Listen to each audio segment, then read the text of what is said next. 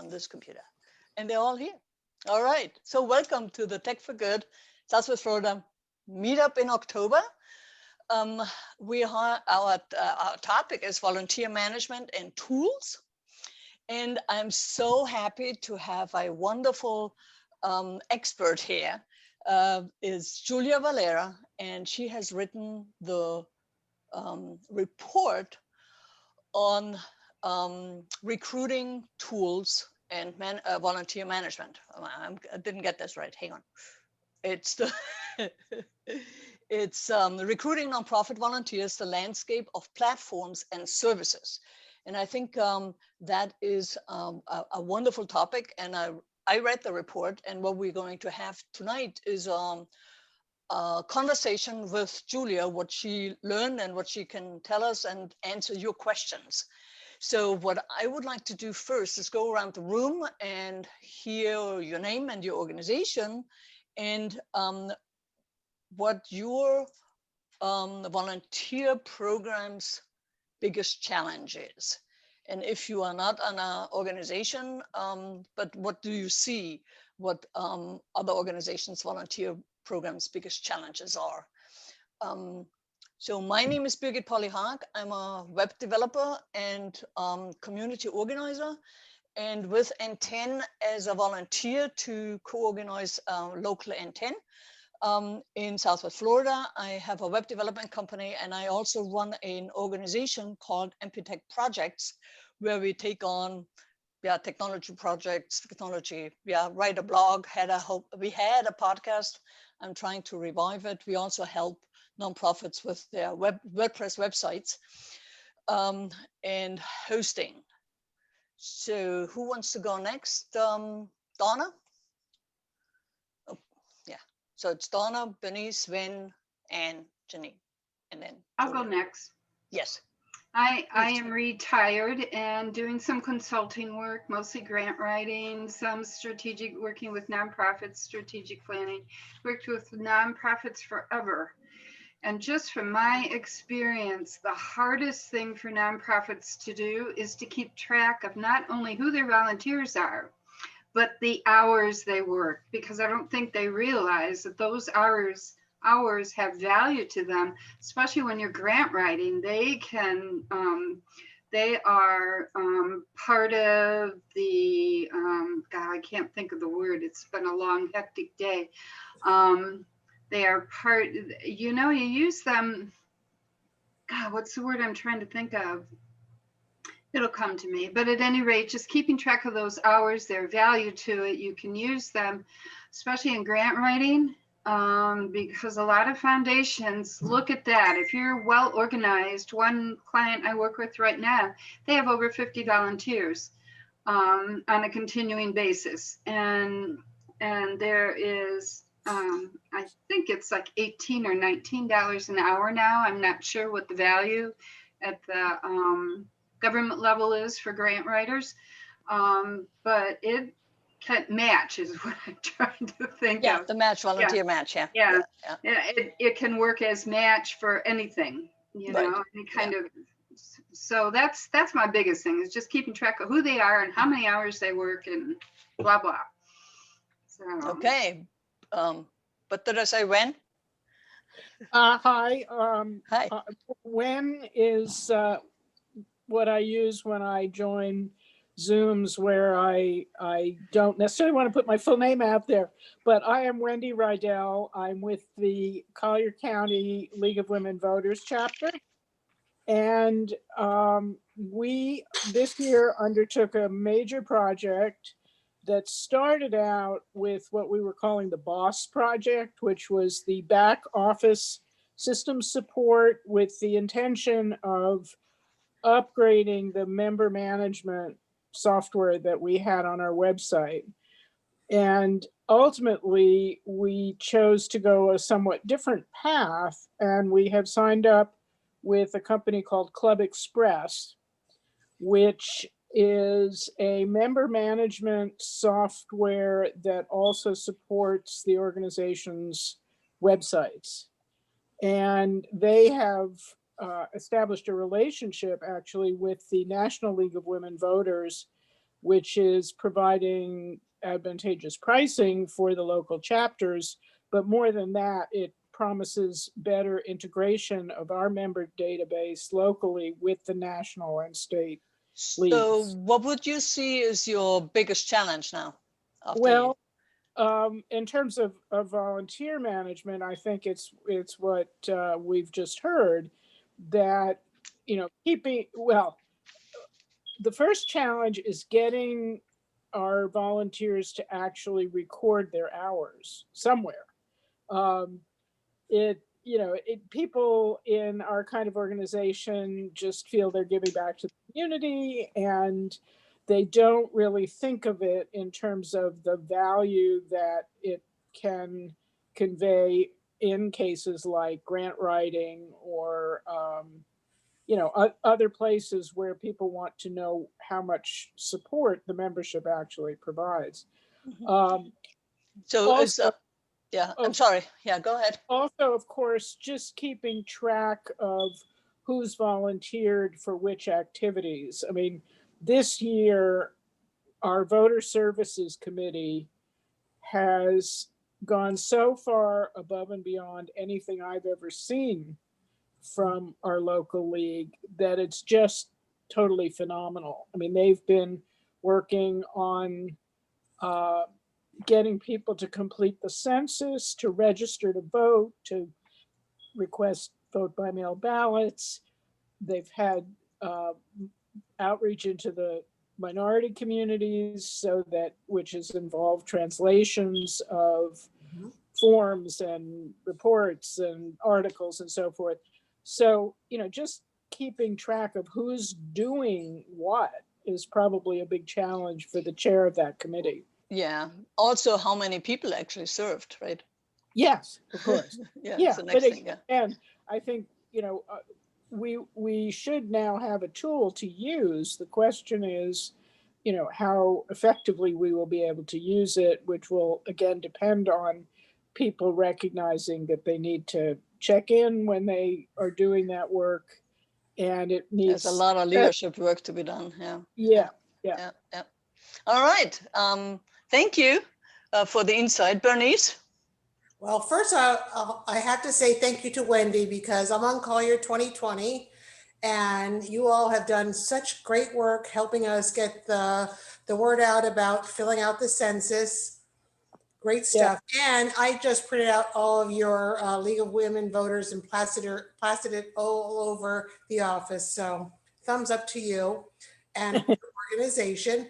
What I do, I'm with Southwest Florida Workforce Development Board, Career Source Southwest Florida, and I help nonprofits in the 5-county region write grants, as well as we're going for federal grants. I help different educational organizations go for federal grants.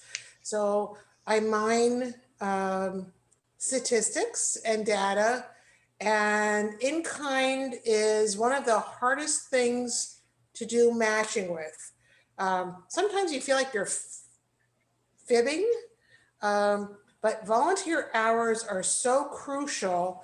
And I'm hoping that I've sent this out, Birgit, I sent this out to so many people, and I'm so disappointed that people aren't on, but I'll do the YouTube so people can review, so that they can have a better vehicle to measure that, because it is very crucial.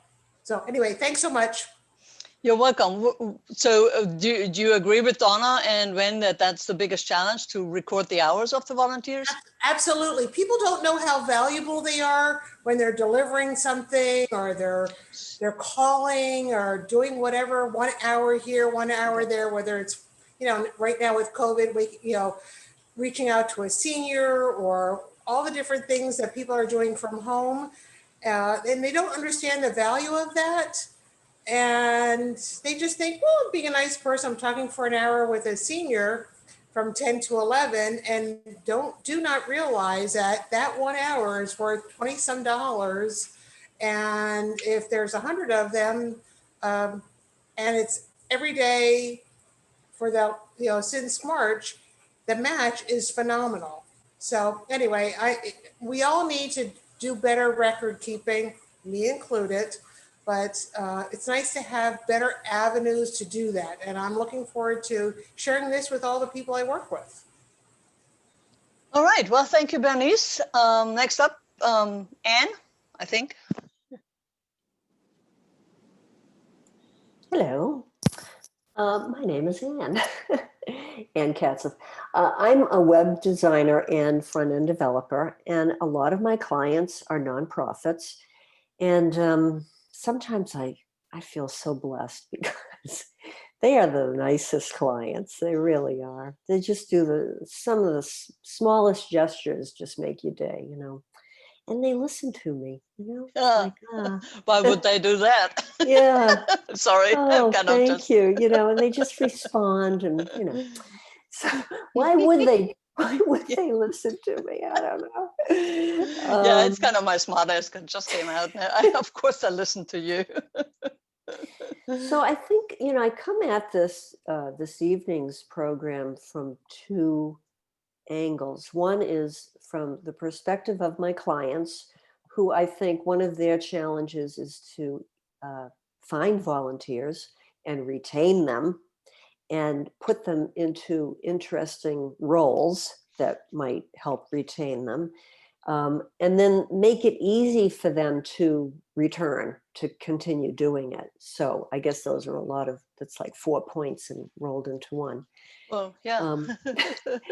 The other angle I come in from is as a web designer, you know, trying to construct the foundations for them to make things a little easier for them to do what they need to do with their volunteers. So I've come across a variety of solutions. I'm just really curious to see if any of them are, you know, in your tool chest tonight. And we'll see, you know, I'll make recommendations. A lot of my clients know about N10 and our participants, but they're not here because a lot of my clients are in Massachusetts. So Yeah. one last thing, I am moving back. So well, I knew you decided to move back, but have you sold your condo? We are in agreement with people. Yeah, we've got, congratulations. Yeah, thank you. Those of you who don't know, we've only been here a couple of years, and Florida just didn't work out for us the way we had anticipated. So we're going back to Massachusetts from whence we came, and we really miss our friends and family there. So yeah, so you're not going to be a halfback, yeah, as we call them in Florida. They come from Massachusetts and then move to North Carolina in a halfback. Oh, no. We don't know anyone in North Carolina. Yeah, or South Carolina, Well, so it's still in the South. Actually, I have cousins in Nashville, so yeah. No, but we've get the ball's rolling, so Yeah. All right. we'll be Well, moving in November. sad to see you go. Yeah. Yeah. Because We'll keep in touch with all you guys. Yeah. Especially because you're on Zoom now. Yeah. Well, yeah. All right. Janine. Hi there. My name is Janine Hudak, and I work as an admin coordinator for the Jewish Federation of Greater Naples. And I also worked for nonprofits before as a volunteer coordinator and managed some volunteer programs in senior services. So I'm going to draw from that, and it won't be of any surprise that my biggest challenge was, or one of the challenges was recording hours, because we had volunteers working in a number of different roles. Some would sign up on the wall, like a little sign-in sheet. Some would email me, some would, you know, just, it was coming in from all over the place. And of course you want to be as accurate as possible. So one of the things with senior services, though, too, is if you want to record hours and ask people to sign in, to make it very user friendly, you know, and as easy as possible for them, like Anne was mentioning. And then the other is recruiting for either high level or high commitment positions, because you could get a really great volunteer that they have to pass a background check, they have to have a car, they have to, you know, we ask them to make a long-term commitment once a week, but then, you know, they might move, or something. So then you're back to the drawing board. So any recruitments, retaining those long-term, almost management level type of volunteers would be a great help. Wow, yeah, interesting. Mhm. Yeah. So we're Yeah. gonna have a real good Yeah. discussion. Yeah. Can So I- just a little bit, just from what Ann and to me, what everyone was saying, that another issue with volunteers is knowing what skills they have, especially in the Naples area. A lot of volunteers are seniors.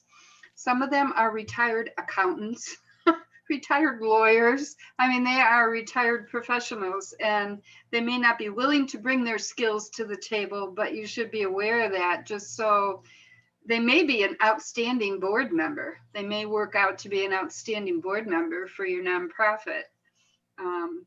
Anyways, okay, I'm mute. a good point. Good point. Yeah, thank you. So, and then the last person in our group is Julia Vallera. And yeah, you're the resident expert, as I said at the beginning, having lead research the report. Do you want to introduce yourself and what you have been doing and all that? Yeah, thank you. Hi, everyone. This was already so informative for me to hear you speak on this, so I'm excited to hear more. But basically, right now I'm doing freelance consulting and teaching in a few different universities. Before that, I was working at Mozilla for many years, doing a lot of organizing globally around internet advocacy. And so we were obviously relying a lot on volunteers to do that work across the world. And then I've been doing occasional work with Tech Impact and Idealware, which is now a merged company, doing research and doing writing on topics like this, where technology can really play a role and help nonprofit organizations and individuals do what they need to do and succeed on their missions. So yeah, so my background in volunteer recruitment and management really comes from that space, and I would say you all sound like you're more experts than I am. The report that I'm kind of drawing from today was published in 2019, and it was an amazing learning experience for me because I got to interview and speak with so many professionals that have been working in this field for years and years, and trying all kinds of new stuff. So yeah, between the research I did for this, the interviews I did for this, and then I also did a webinar on it with a large group of people through Tech Impact that were a mix. I think it was like close to 300 people. So I can't even really know where they were coming from, but then, so with those experiences, I feel like I learned a lot, and I'm happy to, share what I know now based on all that. Yes. So so when you start out the research, it was clear that a lot of nonprofits have a recruiting challenge. That's the biggest challenge that they have. Maybe we are in Naples, Southwest Florida. We are a little bit in luck that that's not the priority, the primer challenge. It's more like, well, we got them, but now we need to have them record the hours. Right. But I can also see that recruiting, how you get them on board, also will reflect on your organization and the organizational challenges with that. And there are different ways how different volunteers, as Janine said, the high level ones, the skilled ones, what would you suggest how to approach that? Well, it's from a high level, like looking at an entire program, it always starts obviously with the planning stages of developing the projects that you want people to volunteer for, and getting down to even the audience you're trying to appeal to. And it sounds like you all have similarities in your audience and your volunteer membership base, which is great. And so knowing exactly what they're looking for, and then knowing what your map for success is, was a big thing for this report, you know, and a lot of the people I spoke with were always going back to that and saying, you know, almost like a digital marketing plan, like identifying the metrics for success in the volunteer program to start with. And now, you know, several of you are grant writers, so I feel like you know exactly what you need. And getting those numbers down and then working backwards from there was something I heard a lot of, down to even knowing each of the roles that would need to be filled and the skills that would be required for those, so for each of those roles, and then be able to target any type of recruitment efforts to individuals based on that. So, and then there was a lot also drawing from existing networks, like who do the volunteers know themselves? So those were a few things that kind of you reminded me of just hearing from you. Yeah. So it, how often do you see that, or yeah, in your interviews, how were they prepared to actually have job descriptions for volunteer positions so they could actually market it? I think that's one of the things when you go to the higher networks. Yeah, you need to write something and Right. be and the position be attractive enough for people. Yeah. Yeah. Yeah. I mean, I think some of it was reverse interviewing. So basically working with a volunteer to find out from them what it was that maybe first drew them to the opportunity. If they're a recurring volunteer, then what kept them there? And then having that be kind of the foundation or ground for developing a description or a, yeah, like an outline for the role that you're trying to fill. And then I think also it was doing a lot of research and comparing opportunities in the area or in the kind of field that you were recruiting for, to see what competing opportunities there were, that, and what kind of appeal they had, because I think that's, you know, that's a big part of it. When somebody's wanting to look for an opportunity, they're looking partially because they want to give, but also a lot of the time it's because they want to grow. And so you want to provide them all the things they want to grow. So in addition to asking your you know, the people that are already in your network what that would be, also looking outside of your existing network and just doing that research. And I think there's a lot of national organizations that do volunteer marketing. There's Taproot and there's Volunteer Match. And these are really big organizations, and they have different tiers of membership that nonprofits can belong to. Some are paid, and I think they do offer some that are free to certain levels, but they also have so much information and data related to regions and how to appeal and stuff like that. I saw a hand up. Yeah. Bernice. Florida, there is volunteerflorida.org, where people can be matched throughout the 67 counties in Florida. And they have job descriptions. It's kind of based on ONET, which is Occupational Network, from those of us who have been around for decades, is crosswalking abilities to sets. But Volunteer Florida is something that all of us can use and recruit from. And ONET helps you build resumes, or not resumes, job descriptions.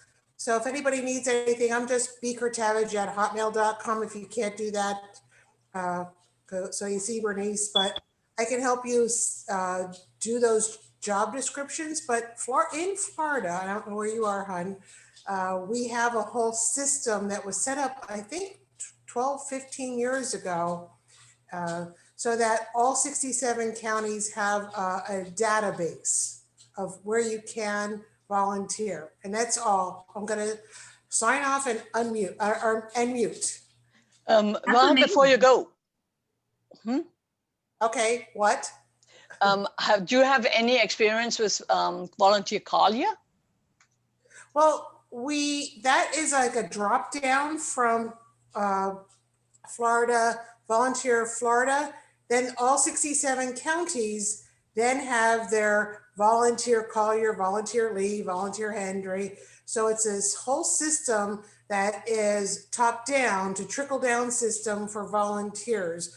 And usually it's per your zip code in Florida. No, I mean, yeah, I understand that Volunteer Florida has the drop down and goes into the counties, but this county, the United Way, has its own website called Volunteer Collier.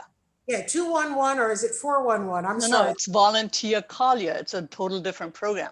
Okay. And I was just wondering if any of you had experience with it. Hi, Penny. Okay. All I'm right. sorry I'm late. It's actually Irene Penny. I'm using our office Zoom. My apologies. Yeah, no problem. You can change it if you want to. Yeah. While you come in, we had a question, and I don't want to exclude you. That is, what is your volunteers program's biggest challenge? Finding them. Finding them, recruiting Yeah, them. you know, Yeah. Okay. it's interesting. We actually have beads that we sell to support our programming, and we used to go to all of the farmers markets and the art fairs, but now with COVID, that's out of the question. So we're really pivoting to try and become more line sales oriented, which is great. It's leading to like a total rebranding of our entire website. Really?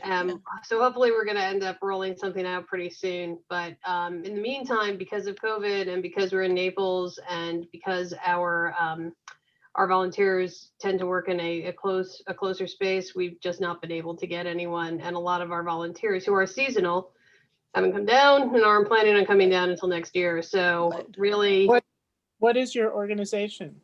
Miracles in Action. Thank you. So to get this right, the volunteer job is not to, so you're selling beads. Who's producing those? The women that we work with in Guatemala, the Okay. beneficiaries of our programs. Okay, yeah, awesome.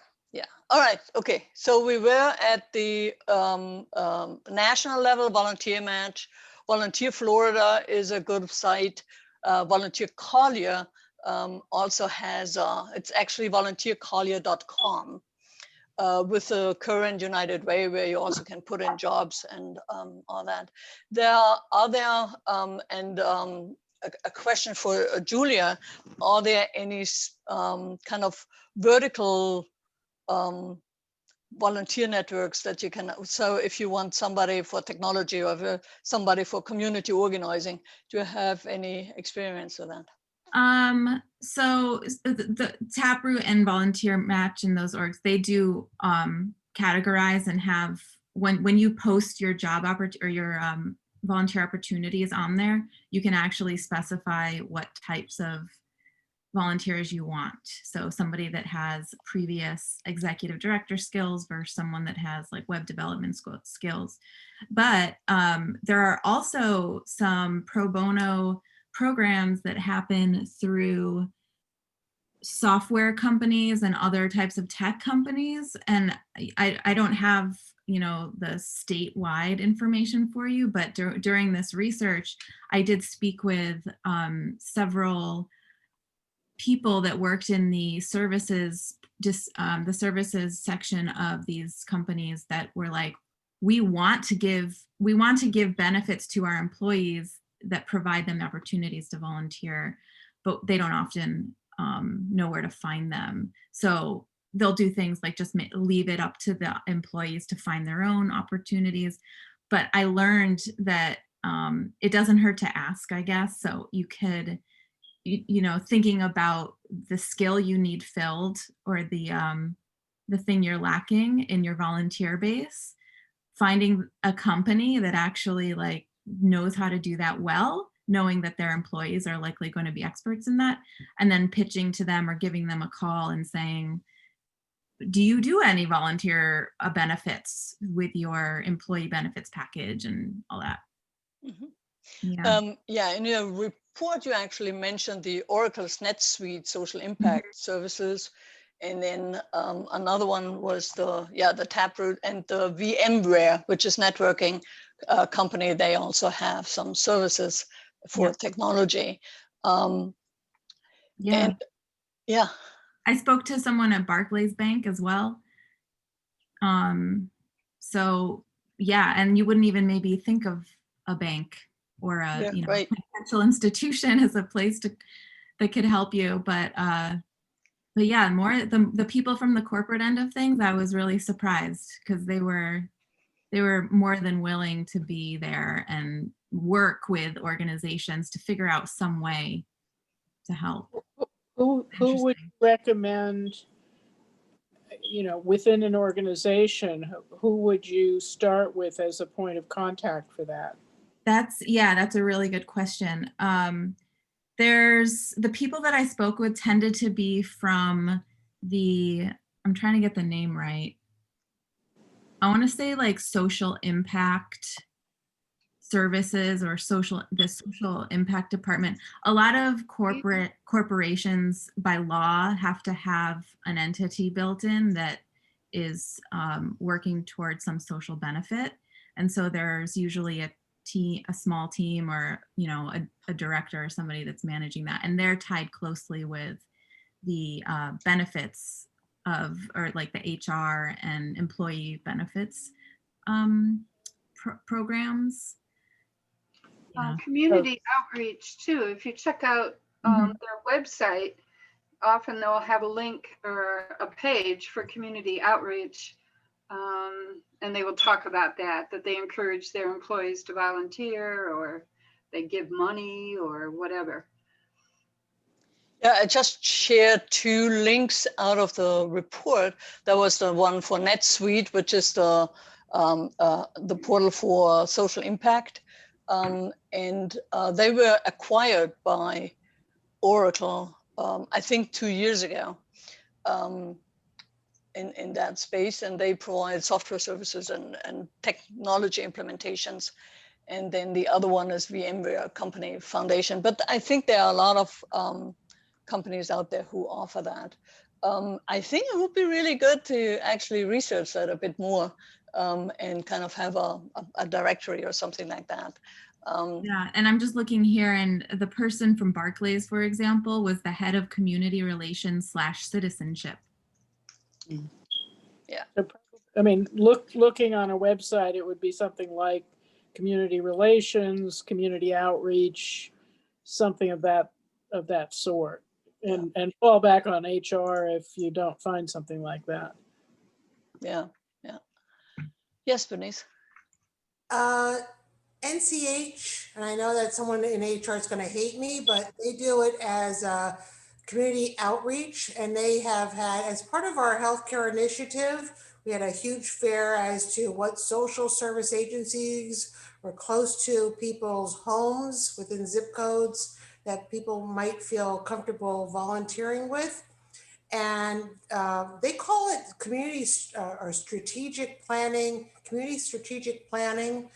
And it's a dual department under NCH, HR, and their strategic planning. So if y'all give me a day or two, I can contact my person as to who to seek out. But I mean, they're one of the largest employers in Collier County.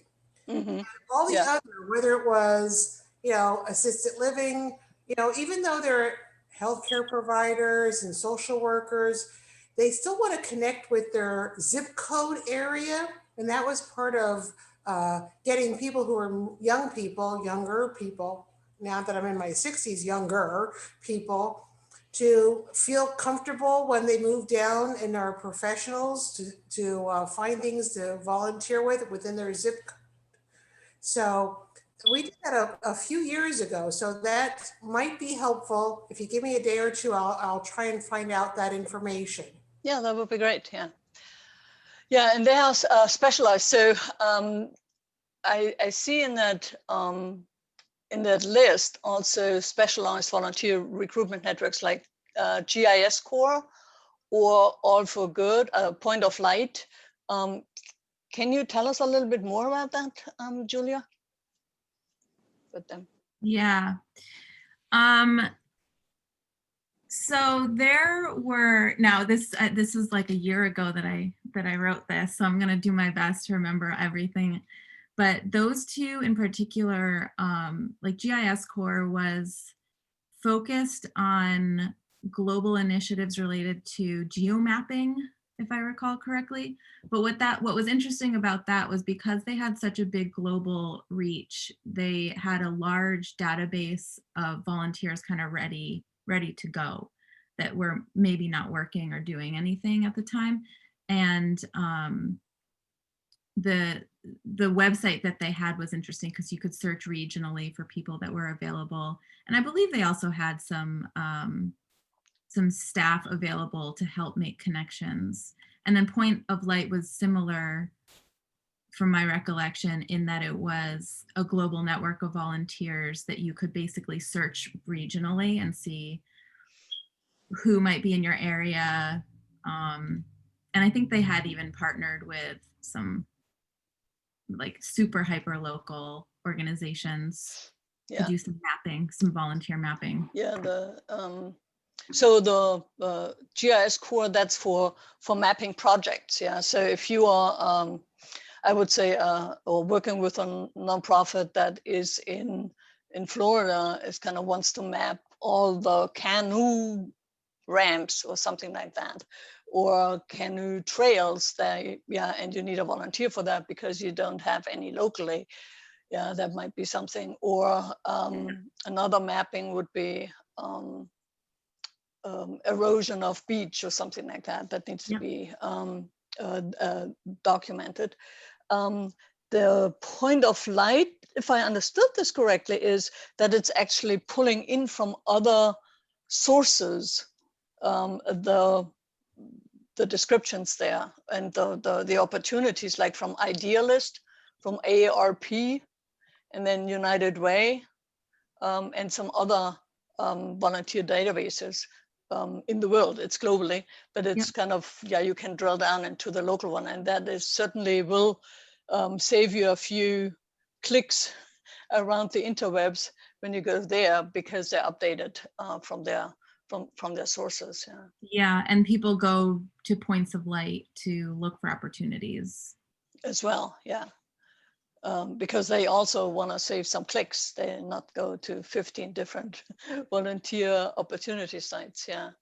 And it's hard to know, right? Like how does an individual somewhere know that there's all these opportunities in Southwest Florida or really anywhere? So yeah, we were surprised when I was working with volunteering with the Naples Freenet, where the volunteers actually came from. Yeah? And a lot of them came from Volunteer Match because they could look that up. And when they're seasonal, many of them were seasonal. So during summer, they looked up the opportunities. And then when they came down, they kind of visited everybody and decided what they wanted to do. Yeah, so it was quite interesting to see that they're not coming through the website, they're coming through one of those aggregators and nation things, yeah. So are there any specific recruiting software solutions that maybe tap into some of that or that integrate with that? Yeah, there was, so there's, the best thing to have is a really solid CRM or some type of membership management software. And you've all mentioned that already, and you know that. So some of the options there, obviously it depends on your budget, right? But there are some programs that organizations like Salesforce offer to nonprofits. And there's one called Neon that does some really great nonprofit packages and support to build a management system. There's one called Nation Builder that's really excellent, and it's really focused on nonprofit organizations. So the software, I think from what I learned from this research was that there's been, over the last 5 maybe years or 10, there's been a movement away to volunteer specific software, volunteer recruitment specific software, to more content management systems and customer relations systems, which makes sense because now we have things like Salesforce that are just these robust, Mhm. you Yeah. know, entities. So Yeah. So what do they differentiate themselves? So who would, yeah. I have found that a lot of nonprofits, when they get this heavy CRMs, are kind of a little bit overwhelmed with all the featureitis that comes with it. right, exactly. I know, and they all have different levels of training that are necessary to have in order to build them and make them function. So I really think that goes back to the planning, and to the size of the nonprofit, the plan you have in place, and who's going to implement the plan, right? Because it's useless to get a great deal from Salesforce if you only have 5 staff who can't manage it or learn it. And you can probably be just as proficient and effective using Google Docs as you would using Salesforce, right? So I think it really depends on that. But from what I learned talking to people, there is direct support from especially Nation Builder and Salesforce for smaller nonprofits. So if you sign up as a nonprofit specifically with the intention to get hands-on support, development support, and installation support and implementation support for whatever amount of time they agree to do that with you, and then train someone. So yeah, that's awesome.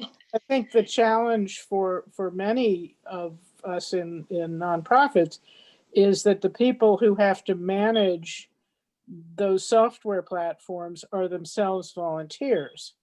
And so, the retention of people who understand the systems, who are willing to put in, potentially years to get them working robustly and then pass the knowledge along to the next crowd of people who are going to take over. I mean, hopefully we will have increasing numbers of technically savvy people as we bring younger people along, but younger people are not, they may know more about social media, but they don't necessarily know that much more about database management. And so,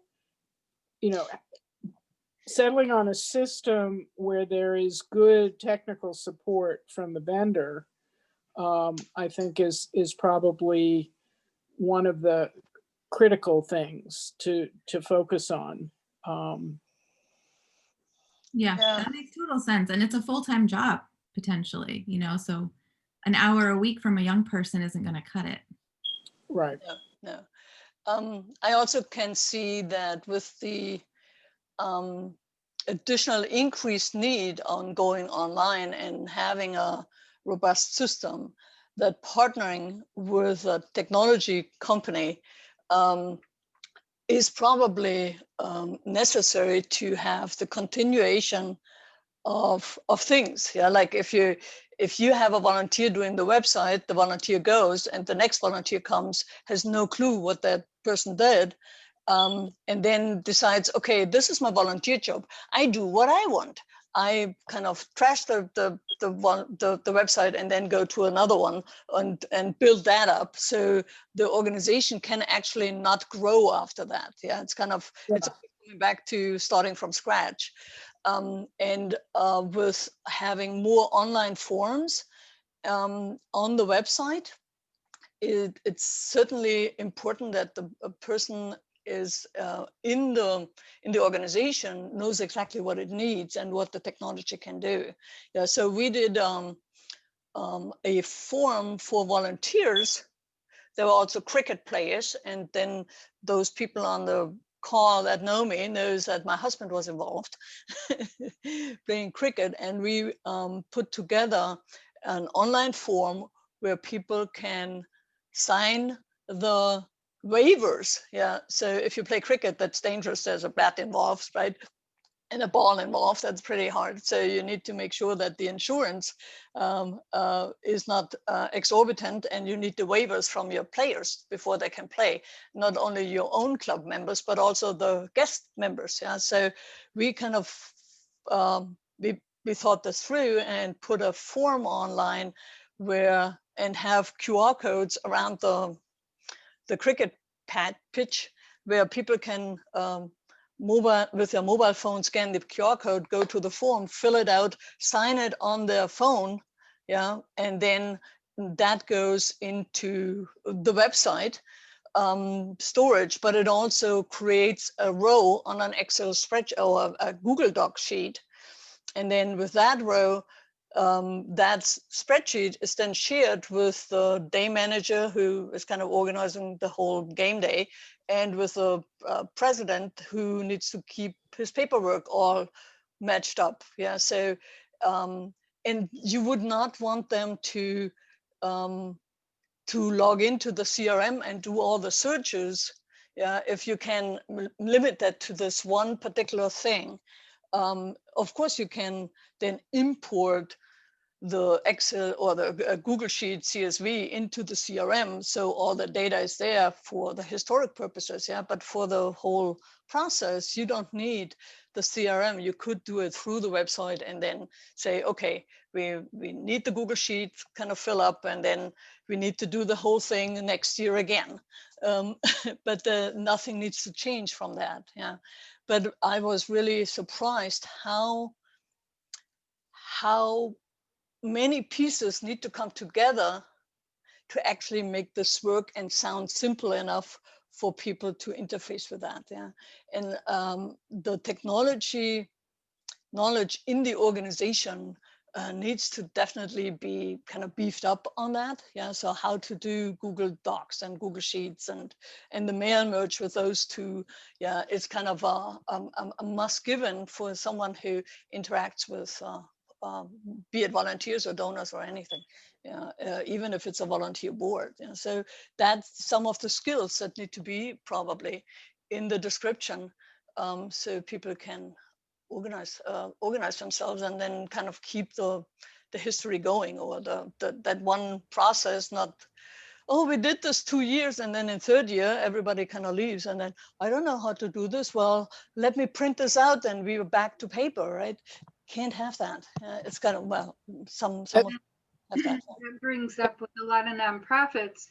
They don't have, especially for volunteer positions, they may not have a clear definition of what's expected. A job description, which is, you know, oh, it's a volunteer, we don't need a job description, it's just a volunteer. And consequently, because of that, you also don't have anything documented. You don't have a training program. I mean, I have seen businesses, and this is just beyond volunteers, where they have a constant turnover. And it's because they don't train their people. They don't have clear definitions of what's expected. And with volunteers, if you do that, then they are much more committed to you because they know what's expected out of them. They know you support them. You'll help them understand if there's a problem, you're there for them. It's just like having employees. And if you don't treat them well, they're gone. Yeah. You have a big turnover. But if you do treat them well, then they continue to work with you and they're willing to take on a little bit more. And I've seen businesses fail because they don't have a good training program. Mm-hmm. Yeah, for their volunteers, period, you know. Yeah. Now, Julia, you are actually also an instructional designer, so you do online training things. Have you seen any of that kind of onboarding process, how those organizations that you interviewed kind of deal with that? Yeah, yes. Yeah, they're a lot of them were very extensive. So this one organization that's based in California, I think it's called Executive Corp. they do a lot of pro bono work with both nonprofits and for-profits, where they place experienced, maybe retirees, people who have worked in executive roles before and are looking to volunteer. They place them in organizations that need executive leadership. So they do like a whole year training where, and they do this huge vetting process, months of vetting, because the level of the volunteer role is such a high stake role, and the organization needs commitment that they're kind of forced to do that in order to stay trustworthy and valued in that space, in that volunteer space. So yeah, I saw a lot of organizations that really manage their resources in a way so that the training is almost the priority.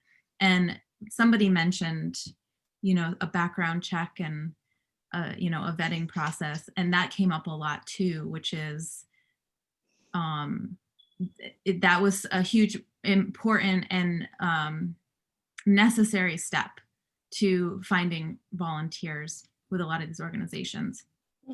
Yeah. So I think having a volunteer experience mapping. Yeah. So what does the volunteer do in the first week? Yeah. Is there some self-paced training that you can put up on a website where they log in, where they can see videos, so you don't have to. So at the Freenet, we had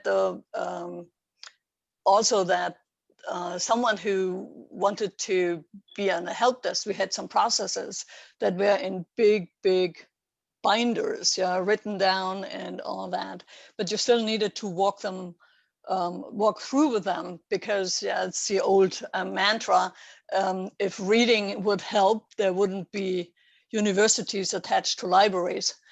And so it also would you tie up the resources in the world of training. When you say, okay, that takes me 9 weeks to train one volunteer, you burn out that volunteer who trains the other volunteers pretty fast. So if an organization can put the heads together and say, okay, can we do it on video? Can we do screencasts that they can go through and then need to check, okay, I completed that.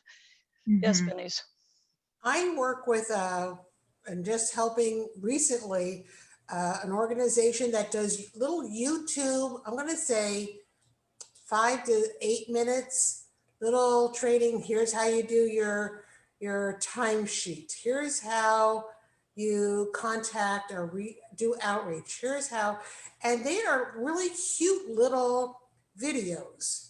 So it's just another. And I have never done a YouTube video. We all know I had to get help just to get on here.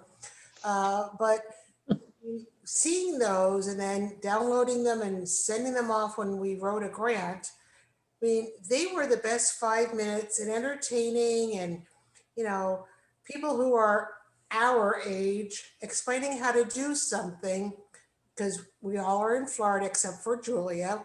But explaining how to do something in our language and our way of life was really very entertaining. So, I mean, they probably had a 12-year-old videotaping Pop or Grammy, but it was like very, very well done. So it's just a thought for all of you who are in the nonprofit organizations that maybe that's how you train, and you download those little YouTube videos. I mean, it could have been Instagram, it could have been 1,000 things, but they were so cute. Well, it would be really helpful to have them actually on the website, because then you can give every volunteer access to it.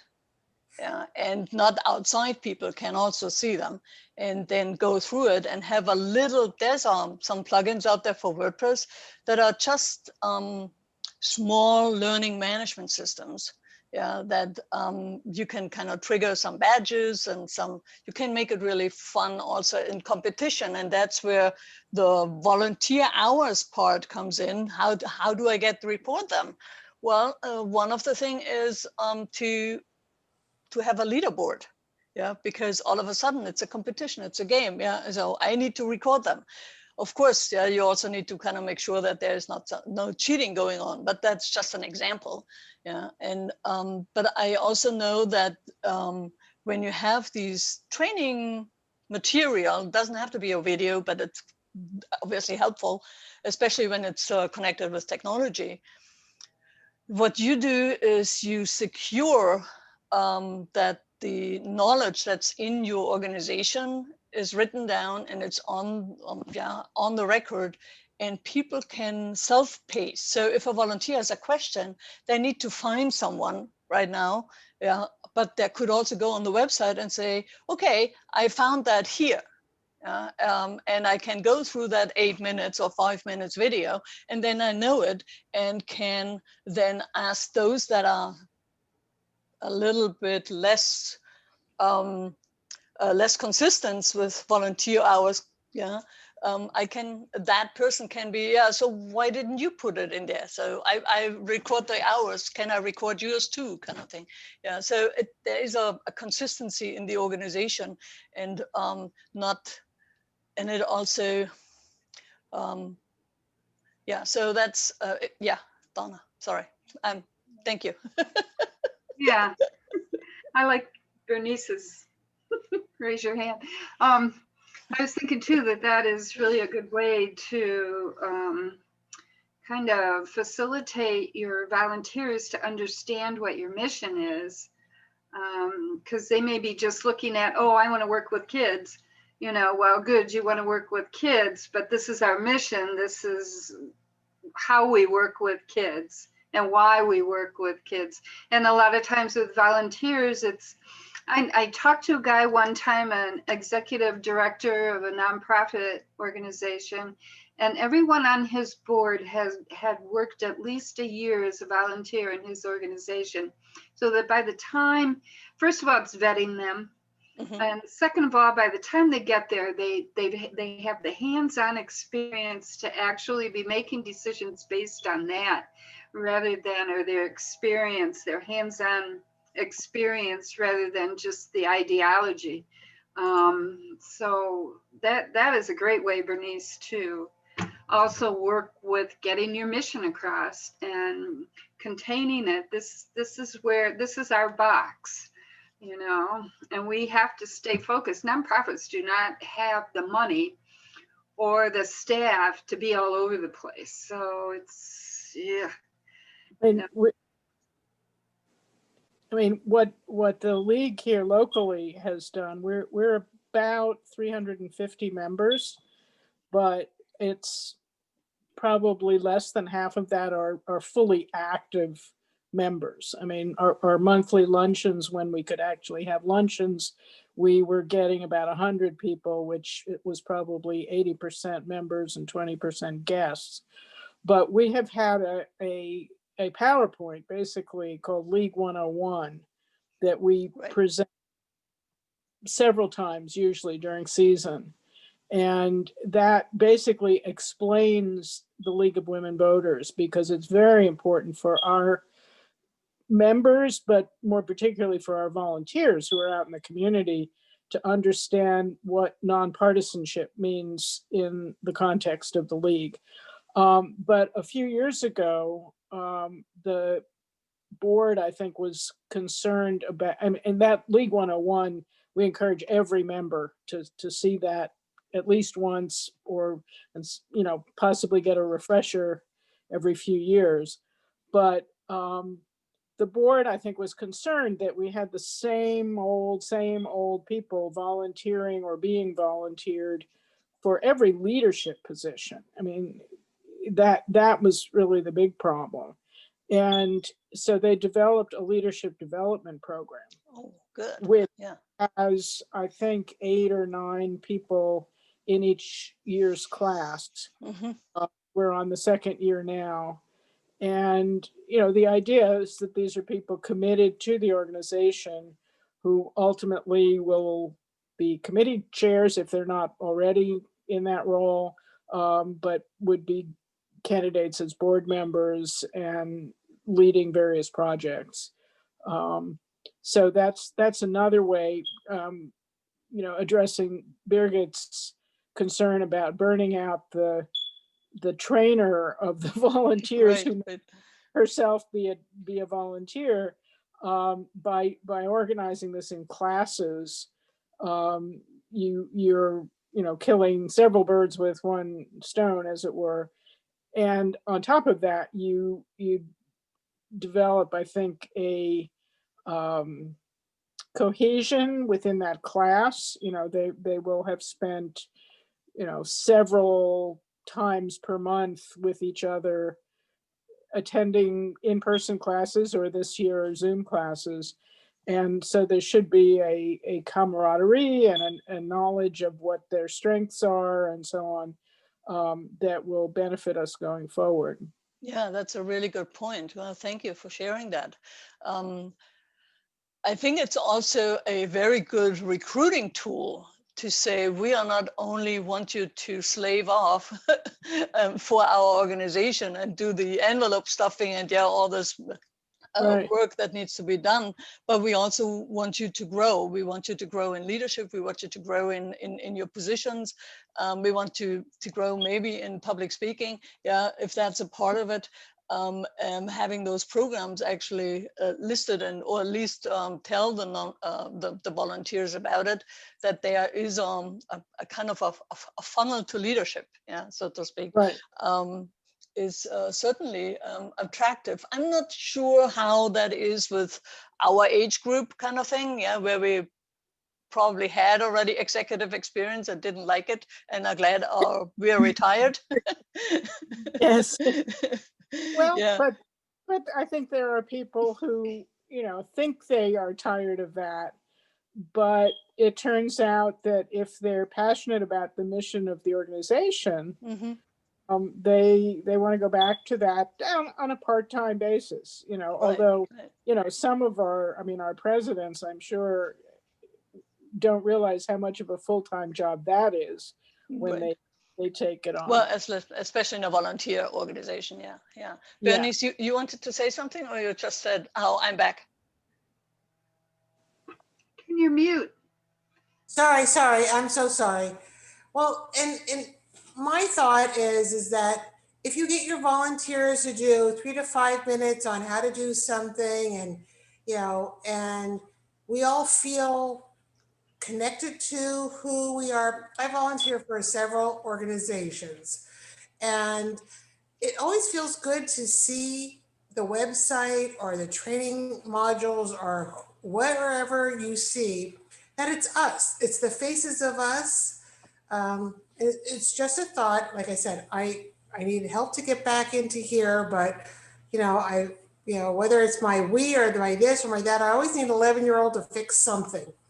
And I Because always the know, 8-year-old was not available.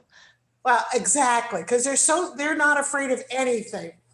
And I always say, just do the tape, do the whatever, because we all know VCR tapes. Yeah. Do it with your grandchild, because it's the best thing is we have to be the face to train each other. At least Right. here in Collier County, Lee County, where we have all of us coming down and being snowbirds and volunteering. So it's just a thought for all of us who Right, work with volunteers. But I think it's COVID has, and I think it's a question for Julia. Did you find now, well, you said it mentioned it's a year ago or 2 years that you researched that report, but now with the last 7 months, kind of a lot of things going remote, does the recruiting change what volunteers doing and how leadership is doing? Yeah, I mean, I think it's a great question, and I'm sure of it. I don't know exactly how yet. I think it's early to know. Like we've already heard here, the move to virtual spaces is dominant right now with everything. So it's like that presents a lot of opportunity in some ways, but in other ways, it's causing it to be more challenging. But I think if anything, opportunity speaking, I think it presents a lot more room for building relationships through virtual spaces. Like having regular meetups for volunteers, or having an info session once a month for potential volunteers who may have thought about it but never really did it. And using, leveraging different types of apps for tracking potentially too, like, so somebody doesn't have to come into an office and sign in, something like Clockify, or Paylocity, like these apps that basically just tracks employee hours. You clock in, you clock out. And obviously that depends on your audience and your volunteer base, if that's something they're comfortable doing. I always think it's best to have one of every possible potential way. Have the paper version, have the digital version, and have, the offline version, but on a computer. So it's like, I don't know. So things like that, I think we're still learning. Who knows? Yeah. So I mean, if I may jump in. sure, absolutely. Say, as I explained earlier, we've been spending the last 4 or 5 months in a team first deciding on what approach we were going to take, and then having settled on a vendor, working through the implementation of a new system. And we were commenting on it during our team meeting yesterday, that we're all astonished at what we've been achieving purely through Zoom. And in fact, I would argue that we've got that had we been trying to do this in person, we would not be this far along, because there'd be the travel time, there'd be the finding the location to meet, all of that. Whereas now we're all just, okay, we have a Monday meeting, we have a Thursday meeting, we have special meetings in between. And if somebody wants to talk to another team member face to face to show them something, that's easy to arrange. Just find an hour where they're both free. Yeah.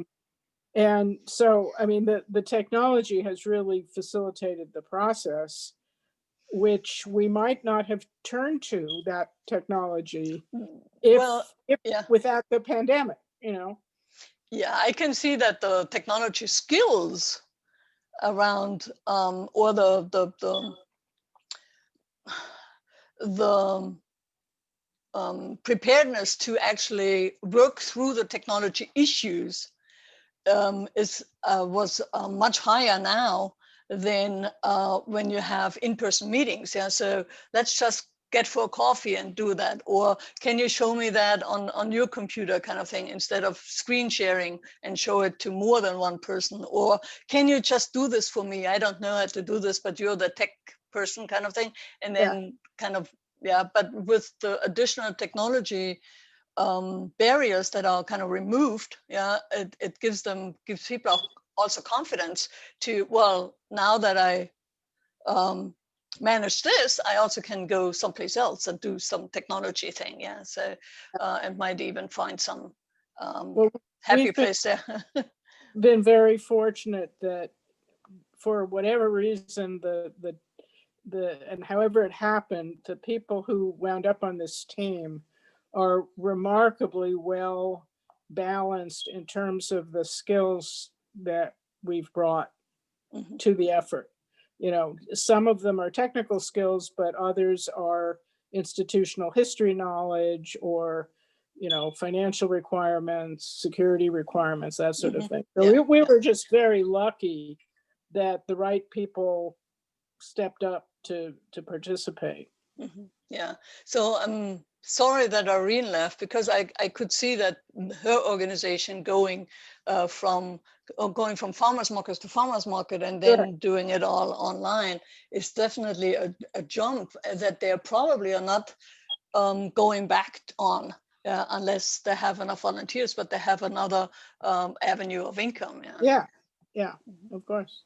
One thing that came to mind when like a few minutes ago was when we were talking about building relationships with volunteers and giving them autonomy and roles that they could take ownership of and also lead on, made me think of one organization creating a volunteer-based task force that they organized so that they could diversify their volunteers and think about strategies for reaching communities that weren't yet involved, which I thought was really interesting because it was based with volunteers to start with, but the whole intention and mission of this one particular group was very focused and very specifically tied to a goal, which was to have this, to diversify their volunteer base by this amount in this amount of time, right? They had like a very tight metric around that.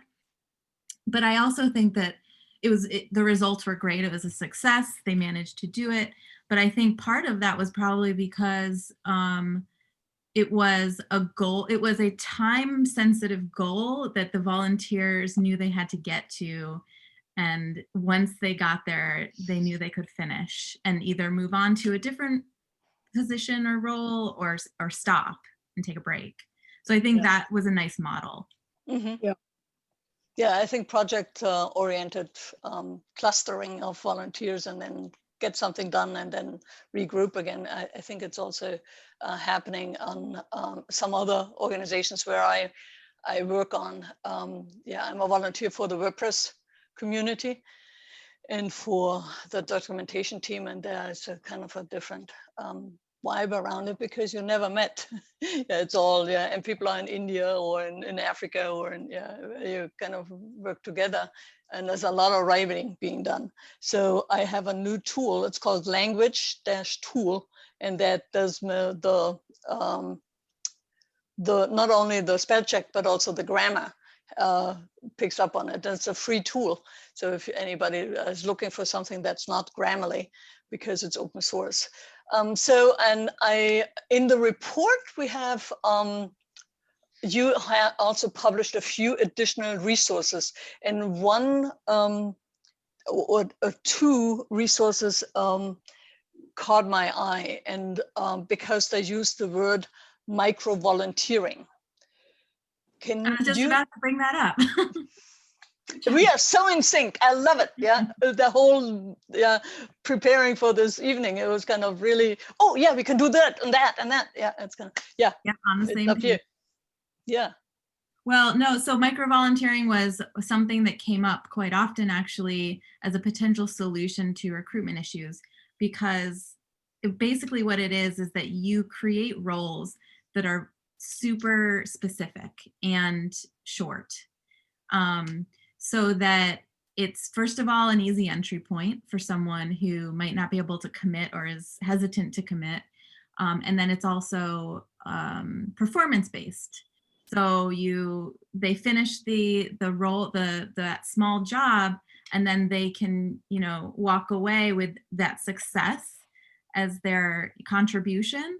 But then it's also like, oh, that wasn't that bad. I was able to do that, and I got a lot of good feedback from that, and it made me feel good, and it was productive. I want to try another micro volunteering opportunity. So in designing the program itself, a lot of people talked about how they created volunteer roles through a whole scale. So starting from the micro, where it's just like, enter this data set into our website backend, which is going to take you less than 30 minutes, to something as long as a 6-month web development position that a college student can use to beef up their portfolio or something. So yeah, having that range I saw was really useful. Yeah, on the documentation project, we went a similar route where we said, okay, what is the one thing that a new contributor can do without having to go through all the project management thing and all the processes that are a little overwhelming. Once you're an experienced developer, or not developer, but a writer, you can see how this all fits together. But kind of as a first thing, you want to go for the fast, easy wins. Yeah. So we outside of our processes, we have a Excel spreadsheet that we share and say, well, pick a page that you want to do, put your email in there and your Slack kind of thing, and then start working on Google Doc and share the Google Doc with me or the other reviewers. Yeah. And then, so they only have to do that part and not go into the website and post it, yeah, because you need people to take them by the hand to get to the next step, yeah, yeah, and I like that. I didn't know that there was a word for that. Yeah, now there is. Yeah, yeah, There was one more thing I just yeah, remembered. absolutely. Featuring the work too was a big constant reminder, which is at the top of the newsletter, feature a volunteer every month, or feature the recent work that they finished, like a task force finishes this one goal, and highlight that as your organizational information and share out for that month or that week or something, and on social media. So I think that was, take advantage in a public way, calling out this work, because it benefits the volunteer, but also you as the organization. Yeah, and also signals to the outside person who wants to maybe join as a volunteer, yeah, I'm valued, or the work is valued, and they take care of us. It's not just you're sitting somewhere in a room and write, and then yeah, you post it, and then that's it. Yeah, you don't get a human connection anymore. I think that, and for young people especially, I think that that is a huge appeal, because being online in any way, shape, or form is like this digital footprint for them that they can just go back to, and we need them to have more good things on those digital footprints. Yeah, yeah.